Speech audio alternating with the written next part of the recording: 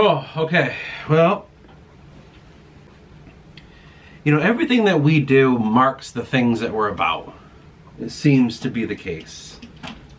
Whereas I myself, of every fucking thing I've ever tried to do, is always built around the creation of this mythology. The fucking point in which I can't quite say why I'm doing it. At this point, it's like automatic. Now, all about myself here, I have everything. And I try as hard as I can to stay concise and clear and level-headed and even and chill. But just about everything I find myself doing is some sort of mirror of a discovery. I mean, I can't even... I have all these fucking papers that I'm trying to sift through and try to say, like, what was I fucking doing that day? And all this is built around the idea of art. Something that I think is kind of losing touch, personally. A lot of modern art, whether that be like writing, music, painting, you name it, I think it's getting confused. And I think in which what I'm trying to do is have the art say something more than look at me. Understand me. This is me. When I see great performances, what are they trying to fucking say? Like, what are you trying to manipulate? When I see great paintings, what are you trying to convey? If I read certain novels, what is it that the author is trying to convey as well? Like, for me, that's the basis of why you do what you do. A lot of people that put themselves in the artistic sphere say, this is the only thing they know how to do. And it's the only way they know how to express themselves, or it's the only way in which they can cope with whatever it is that, they're going through in their lives. Their personal nightmares, I always call it. So, in some sense, I think of it in that way. So then I ask myself, okay, why are you doing what you do? Why have you dedicated this office to be almost like a shrine to the creation of this mythology? What is the point of even creating this mythology?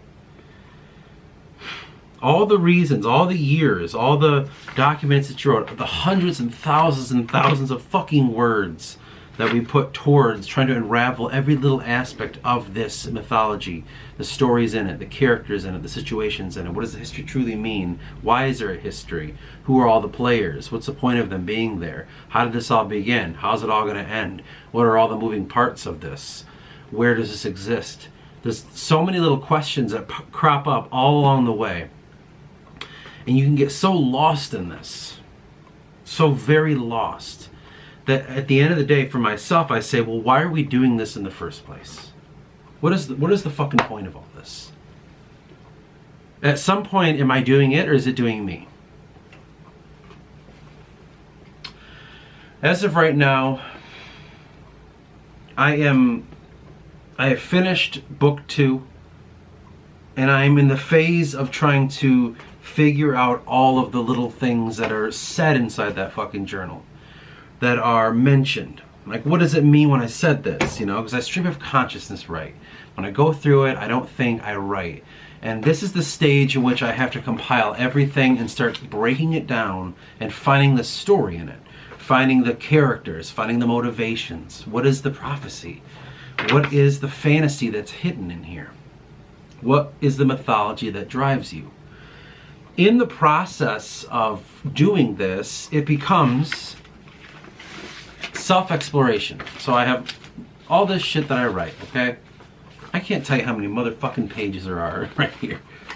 Now, all of this is a response of self-exploration. The reason you self-explore is because once you transcend into the novel that you're working on, in a sense, you're transcending into your own mind. And in that sense, that very thing becomes the vessel which leads you to, as I always call, the imaginary. So I go back to the question, why are you doing what you do? In my case, why am I writing this mythology? It seems every day there's a new response. It seems every day there's a new realization, a new idea, a new point of view. But it never feels like that's a good enough example, because in many senses I always feel like maybe it's beyond that at this point. Maybe we're beyond the reason of explanation. Maybe it's become habit. Maybe this is just who I am. So am I this mythology? Or is this mythology me? Is there more to this? Am I making this up? Or am I already made up? I talk to my friends a lot about this stuff because there's a few guys that are helping me do this in their own way. And as I talk to them, I always kind of say, like, why do we do this? Why do you help? What do you remember about this? What is this to you? And each one of them feels this compelling reason to go down this road with me. In my mind, I see it as someone trying to find who they are. And when you're trying to find who you are, you go the best way you know how. I decided to go down the route of mythology. I decided to go down the route of diving into self, going to the imaginary, and pulling out of it that which you hid in there a long time ago. Memory. Hence the theme of the book called Forgotten, because it's trying to rediscover that which was forgotten. The entire mythology that it lies inside is based around that theme as well. And each character has to discover what they forgot. As we've explored this road together, this multitude of roads, actually, this uncharted territories, this seems to be, only then am I reminded that it was charted, but long ago. And there's a lot of things that start to come to mind in that statement. And one of them for me is the idea of the ancestors that lie within you. In my last video, I made mention of I'm reading Celtic mythologies and folktales and legends. And the book in which I am working right now is by Charles Squire. And it's called The Celtic Myth and Legend. And we're now into the Finn McCool era, and slowly leaving this point. The point I made in that video was, if I can understand these stories, I can understand the people that brought me here, even if it's just a glimmer. And maybe I can understand why they wrote these stories, or why they told them to each other. What was their purpose?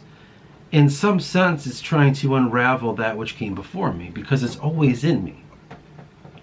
The blood that you share with your ancestors, though they say it can change over the generations, is the very same that has these triggers inside of you. And this is built around the story, the mythology. What if you could unravel your ancestry to understand the pain, the sorrow, the regrets, and the mistakes they made, and you could correct them? Far beyond your parents' mistakes when you learn of them. Far beyond that. Beyond your grandparents. I'm talking thousands of years of your family lineage. What if you could discover the turmoil that hid in there? What if it is still hiding inside of that? What if what we define theoretically as a curse in the family, not family name, what if there's some truth to that? Though it may not be a curse, it could be some sort of entity. We could kind of use that as a word. That within it manipulates that which comes forward.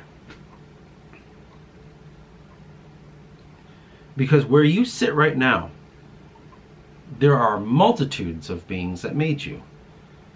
Mother, father, their parents, that's 4 more. Their parents, there's more parents, it starts to go out, and pretty soon you're sitting there with thousands of people huddled around you. And you live amongst that, through time, beyond time, within time, doesn't really matter. So I come back to myself and say, what am I writing here? What is this I'm trying to do? Well, right now I'm trying to figure out, these people in book 2. I found a connection between these folklore warriors and the Finians of Celtic legend. Like, holy shit, they're one and the same. Those are the same people. Maybe I can kind of figure this out for myself. Okay. It's like, no, deeper than that. Why are you writing about those, the Finians, Finn and the McCool and his warrior band? Why are you writing about that? Well, it's, I have Irish in me, and I like to know about that more. So I want to learn more about their culture and their heritage and their stories. Deeper than that. Well, I found out that I'm Irish, and I found out that part of me that's Irish I don't even know because that family abandoned mine. But I still find that I have a weird connection to them and the land of Ireland. And I have I don't have an Irish name, but then I realized my middle name's Irish. And that was profound to me. So I just feel like I'm destined to do this. Deeper than that. Why do you do that, though? And then I say to myself, because I'm supposed to. Because every time I read something about the romance, the stories, the adventure, the literature in general, the music, the stories of Ireland, when I feel it, it invokes something in me more than anything else ever has. And I want to feel that. I want to feel what those singers are singing about. I want to feel it when I read their mythologies. I want to feel it when I look at the landscapes. I want to know what that is. Because someone in my family felt that before. And I want to feel that one more time. Before I fucking die. But going through my own mythology, unraveling my own stories, the stories that hit within my own mind, hit within the world around me, and were found all along the way of my living, I want to unravel why they come to me when they do. The people that were gone are always with me. And it makes me think to myself that then the question comes back, why do you do what you do? Why are you writing all this? Well, wow. I think I'm writing all this to understand myself. The world that I was born into. I did not ask to come here. I did not want to come here, as far as I know. As far as I know, I fought as hard as I could not to be here. But yet I'm still sitting right here with these thoughts, with these feelings. Surely there's something more to it than merely subjectivity. The sorrow and the happiness, the triumph and the loss, and all the pain along the way, surely it's more than that. The life I live, the viewpoint I've chosen, the world I see, the stories I believe, the people I care about, the ones I meet, the ones I push away. Surely there's more to it than I'm just a human being.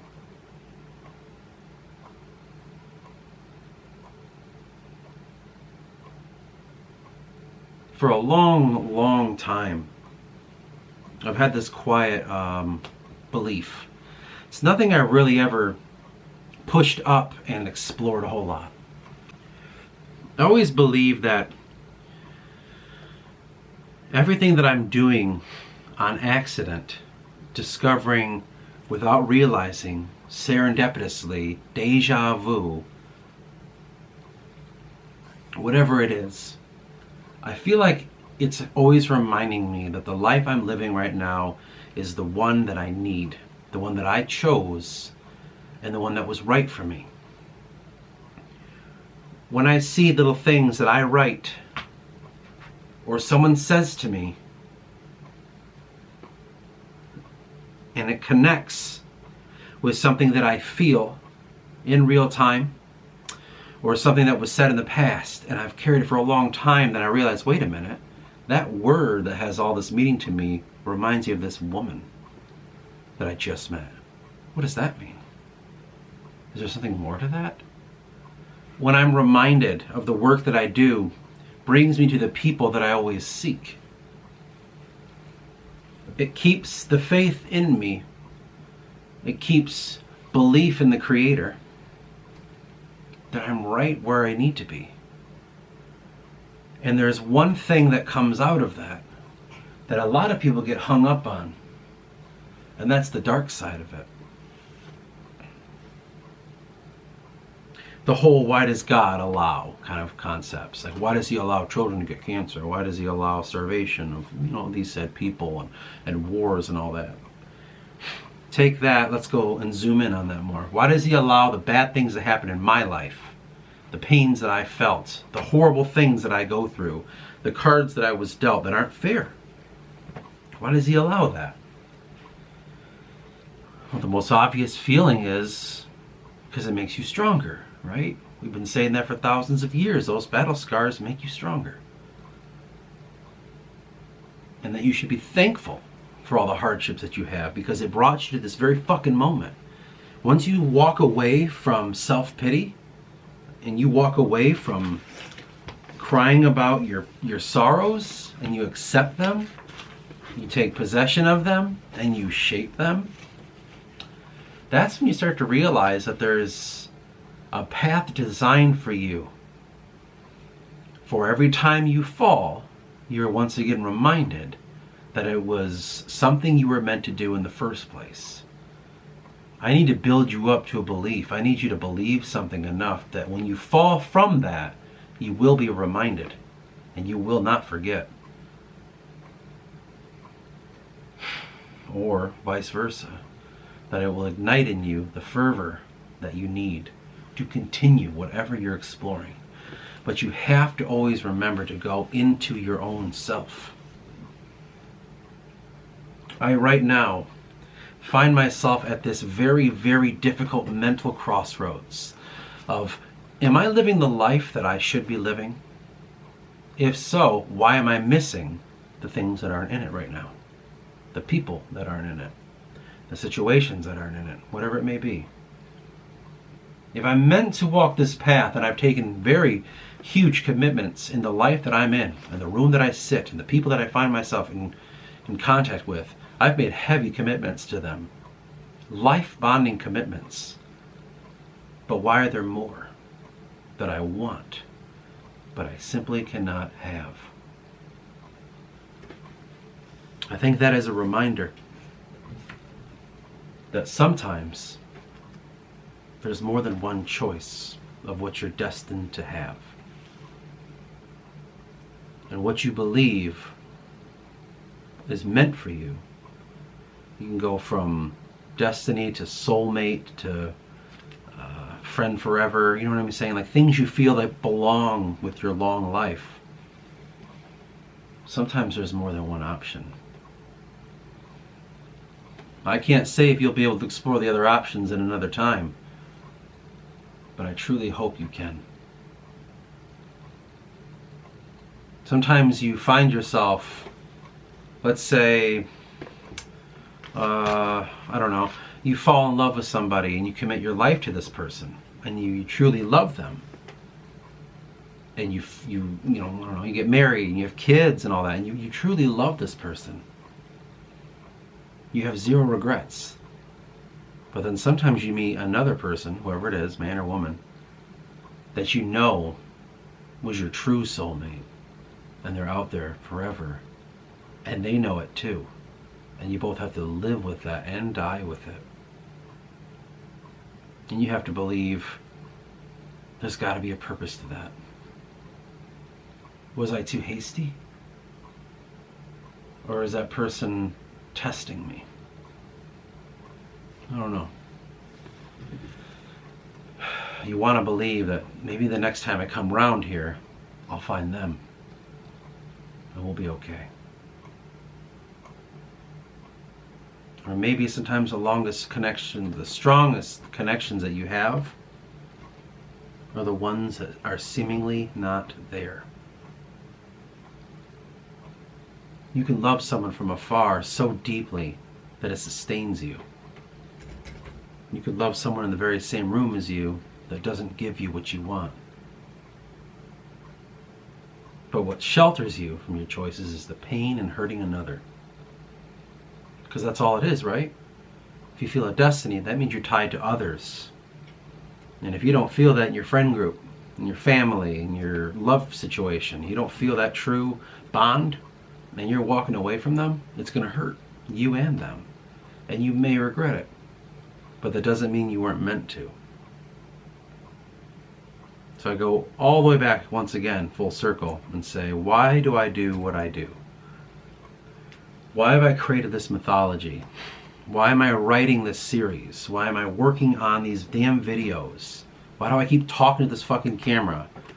Why do I keep typing up these scripts for this Forgotten series?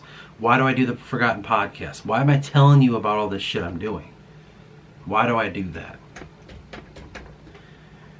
Even though you can explore this far and go this deep, I'm still going to be met with the response, because I feel like it's something that I'm meant to do. And I feel like it's the only thing that I can do. Because at the end of the day, all I want to do is know myself. And perhaps in knowing myself, I find people along the way that can help me with that. Maybe there's something there. Maybe the characters along the way will remind me of why we watch things in the first place. Why do we read stories? Why do we like intrigue? Maybe hidden inside the stories of life are the true meanings that we're looking for. Even though we'll never find them, they're always right before us this entire time. Because we never, perhaps it's because we never put an explanation on the things that we do. So we always believe that what we are is what happens to us, and what happens to us shapes us. When in fact, the entire time, you are the person that allowed it to happen. No matter how big, no matter how small. And maybe that alone should be enough for you to realize that you're in control. And since you're in control, as long as you look for self, maybe you'll find that thing you're looking for. I wish I could tell you that's it, but I don't even know.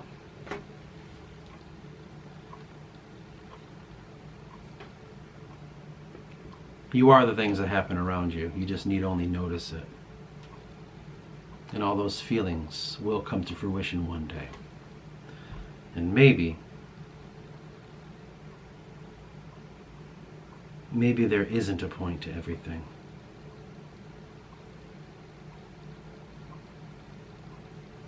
Maybe that is the point. And maybe your true purpose is to be reminded that right before you close your eyes that last time. That the life you lived was always there, but you were too busy looking for where it should be.